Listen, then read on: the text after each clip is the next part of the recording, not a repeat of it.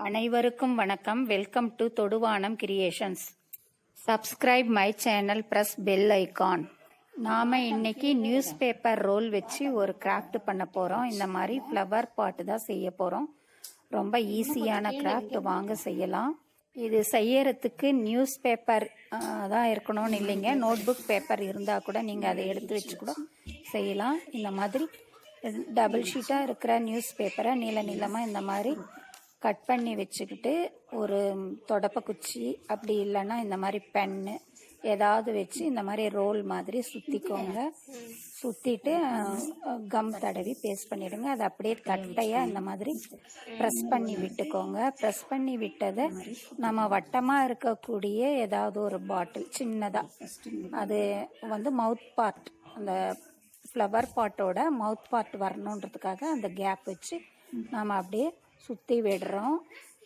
இது பார்த்தீங்கன்னா நமக்கு எந்த அளவு ஹைட்டு இல்லை அகலம் வேணுமோ அந்த அளவுக்கு நம்ம சுற்றி விட்டுக்கலாம். ஒன்று பெருசாகவும் ஒன்று சின்னதாகவும் நம்ம சுற்றி விட்டுக்கணும். அடுத்தது பார்த்தீங்கன்னா கேப் இல்லாமல் நம்ம அப்படியே கையிலேயே அப்படியே சுற்றி விட்டு அது ஒரு ரோல் பண்ணி வச்சுக்கணும். அதுலேயுமே பார்த்தீங்கன்னா ஒரு சின்ன ரோல் ஒரு பெரிய ரோல் ரெடி பண்ணிக்கோங்க. அது அப்படியே மிடில் பார்ட்டில் நம்ம அப்படியே ப்ரெஸ் பண்ணி விடும்போது நமக்கு ஒரு கிண்ணம் ஷேப்பில், நமக்கு ஒரு பவுல் ஷேப்பில் கிடைக்கும். இந்த மாதிரி ப்ரெஸ் பண்ணி விடுங்க. ப்ரெஸ் பண்ணி விட்டிங்கன்னா உங்களுக்கு ஒரு பவுல் மாடலில் நமக்கு கிடைக்கும். அடுத்து பார்த்தீங்கன்னா மவுத் பீஸ் வரக்கூடிய ஒரு சின்ன ரோல் ஒரு பெரிய ரோல், அதையுமே நம்ம இந்த மாதிரி பவுல் மாதிரி செய்து ப்ரெஸ் பண்ணி விட்டு எடுத்துக்கணும்.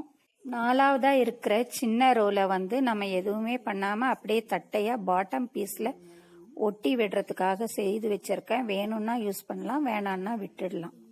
அந்த பவுல் மாதிரி ப்ரெஸ் பண்ணி விட்ட 3 பீஸையும் இந்த மாதிரி அசம்பிள் பண்ணி நாம பெவி பாண்ட் இல்ல பெவி குயிக் இல்லைன்னா ஒயிட் க்ளூ இதை யூஸ் பண்ணி அப்படியே ஒட்டி விட்டுடுங்க. அதுக்கு முன்னாடி நம்ம ஆர்டினரி கம் இருக்கு இல்லைங்களா, அதை வந்து பேஸ்ட் பண்ணி விட்டிங்கன்னா அந்த பேப்பர்ஸ் எல்லாம் நகராம அப்படியே பேஸ்ட் ஆகிடும், ஒட்டிக்கும்.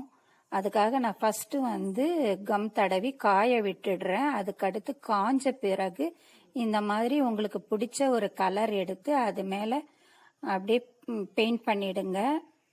இந்த பாட் செய்ய வேண்டிய 3 பார்ட்டுக்கு மட்டும் நான் இந்த மாதிரி ப்ளூ கலர் பெயிண்ட் பண்ணி விடுறேன். பெயிண்ட் பண்ணி முடிச்சுட்டு அதையுமே காய விட்டுடுங்க. காய விட்டுட்ட பிறகு குயிக் ஃபிக்ஸ் வச்சு நான் இதை அப்படியே ஒட்டி விட போறேன். அதே மாதிரி நீங்க உங்ககிட்ட என்ன இருக்கோ அந்த கம் வச்சு நீங்க ஒட்டி விட்டுடுங்க. இந்த மாதிரி எல்லாத்தையும் பேஸ்ட் பண்ணி விட்டுக்கோங்க.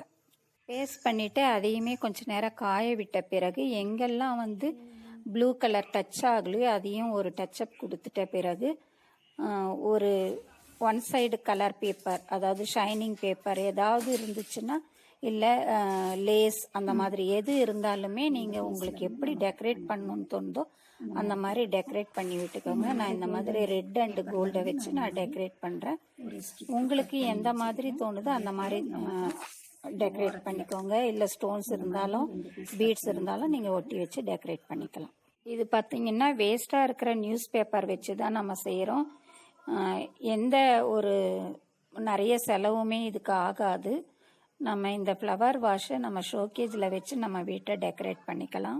4th இருக்கக்கூடிய 4வது ரோல் நீங்கள் வேணும்னா பாட்டமில் அதை ஒட்டி விட்டு பிளாட்ஃபார்ம் மாதிரி நீங்கள் யூஸ் பண்ணிக்கலாம். பாருங்கள், க்யூட்டான ஒரு ஃப்ளவர் பாட் ரெடி.